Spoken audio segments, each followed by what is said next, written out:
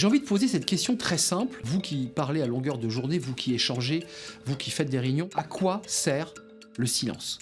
Le silence, c'est pour moi, et pour beaucoup, la plus haute forme de la pensée, disait l'écrivain Christian Bobin. Le silence est une des clés de notre langage et on a trop tendance à l'oublier. On enchaîne des phrases en mitraillette, on parle trop vite, on ne laisse pas l'autre entrer dans votre pensée. Un petit rien finalement ce silence, en apparence seulement, un moment suspendu, mais qui peut faire la différence. Le silence est un droit, mais peut être aussi un supplice, comme l'évoquent les philosophes antiques. Amusez-vous à écouter quelqu'un en prenant soin seulement de se concentrer sur ses silences. Écoutez la musique de ces phrases et vous allez y découvrir un langage souterrain, comme des messages codés, des signes qui vous permettront de saisir l'état d'esprit de votre interlocuteur.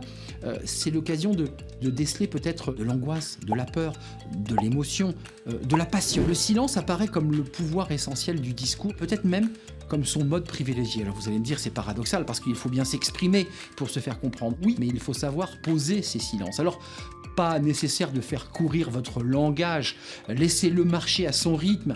Faites des pauses, donc des silences. Reste à réfléchir à la manière dont vous allez les poser, ces silences. Alors là, c'est une palette de choix infinie. En début de phrase, pour y placer une émotion, pour peut-être aller conquérir votre public, car poser un silence en début d'une phrase va donner à l'autre l'impression que ce que vous allez lui dire est essentiel, est extrêmement important.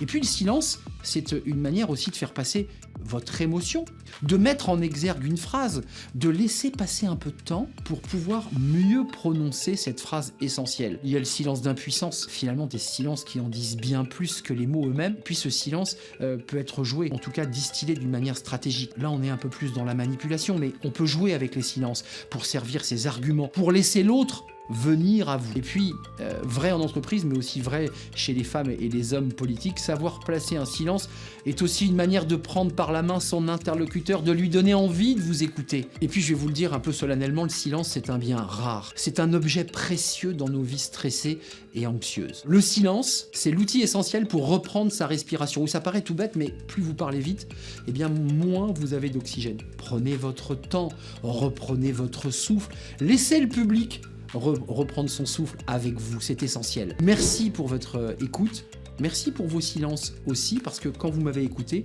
eh bien j'ose imaginer que vous avez été silencieux. À très bientôt pour de nouvelles aventures du coach Arnaud.